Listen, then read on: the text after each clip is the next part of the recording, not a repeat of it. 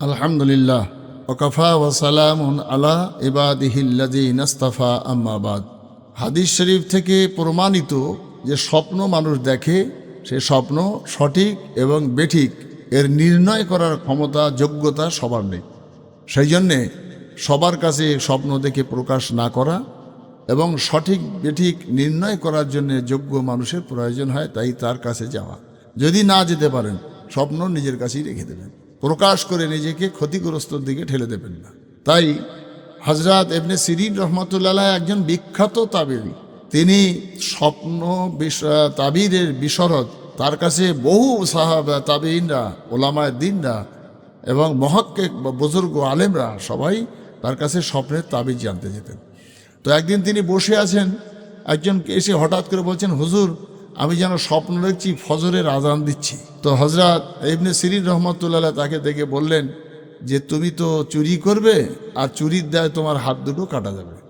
স্বপ্ন দেখলেন ফজরে আজান দেওয়া, আর ব্যাখ্যা করে দিলেন যে তুমি চুরি করবে, তোমার হাত দুটো কাটা যাবে। তো হাত কাটা যাবে স্বপ্নের ব্যাখ্যা করে দিলেন। কিছুক্ষণ পর সেই মজলিসেই আরেকজন এসে বলছেন যে হযরত আমি স্বপ্ন দেখেছি ফজরে আজান দিচ্ছি। তা বলছেন যাও, তুমি আল্লাহ তোমার ইবাদতকে কবুল করে তোমাকে জান্নাতি বানিয়ে দেবে এবং তুমি খুব মর্যাদার জায়গায় পৌঁছে যাবে। তো বলবার পরে হযরত ইবনে সিরিন রহমতুল্লাহ দরবার থেকে যার হাত কাটার কথা বললেন, চুরির কথা বললেন, সে তো মাথা হ্যাট করে মনটা খারাপ করে চলে গেল। যার মর্যাদা বাড়ার কথা এবং পদ উন্নতি হবে দুনিয়ায় এবং আল্লাহ তোমার জান্নাতি বানাবে, এই যে পদ উন্নতি হওয়া এবং জান্নাতি হওয়া, একই স্বপ্ন দেখে হুজুর দুইজনের দুরকম বললেন কেন? তার শাগিরদরা সব যারা বসেছিলেন মজলিসে জিজ্ঞাসা করলেন। তো হযরত ইবনে সিরিন রহমতুল্লাহ বললেন যে আগের যে লোকটা এসে বলল, ওই লোকটার মুখের ছবি বলছে যে ওই লোকটা আল্লাহওয়ালা নয়, দিনদার নয়, ভালো লোক নয়, ও চোর। তাই ফজরের আগে ও চুরি করতে হবে ওর। তাই আজান হয়েছে মানেই ওর জন্য ছটপটানি চেপেছে যে এটা কী হয়ে গেল।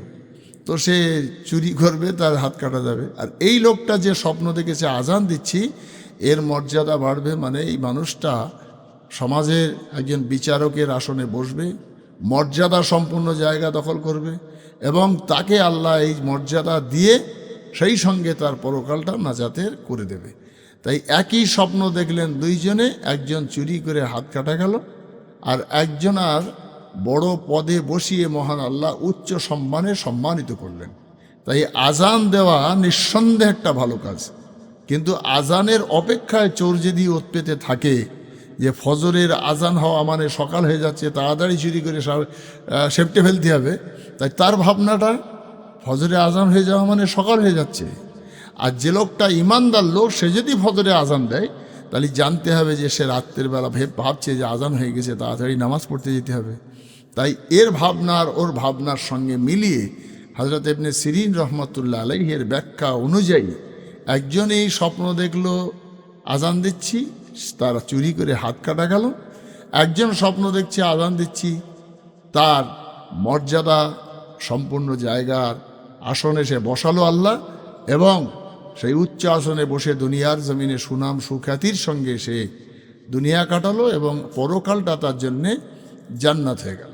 তাই মহতারাম, আল্লাহ রাব্বুল আলামিন আমাদের রাতের বেলা ফজরের আজান হবে, নামাজের ভাবনা ভাবতে ভাবতে শুয়ে পড়া, আরে মর্যাদা বাড়া। আর সেই সঙ্গে সেই রাতে যদি আল্লাহ রাব্বুল আলামিন চায় আপনার হৃদয় ভরা দরুদটা যদি রসুলের দরবারে পৌঁছাতে পারি, তাহলে নিঃসন্দেহে রসুলুল্লাহ দিদার আমাদের নসিব হবে। তাই মহান আল্লাহ আমাদের প্রত্যেকের জন্যে আল্লাহ রসুলের দিদার, আল্লাহুম্মা আতিনি হুব্বুল্লাহ হুব্বুর রসুল, আল্লাহুম্মা আতিনি ইজ্জতি হুরমাতি বিয়াদিকাল খৈর ইন্নাকা আলা কুল্লি শাইইন কাদির।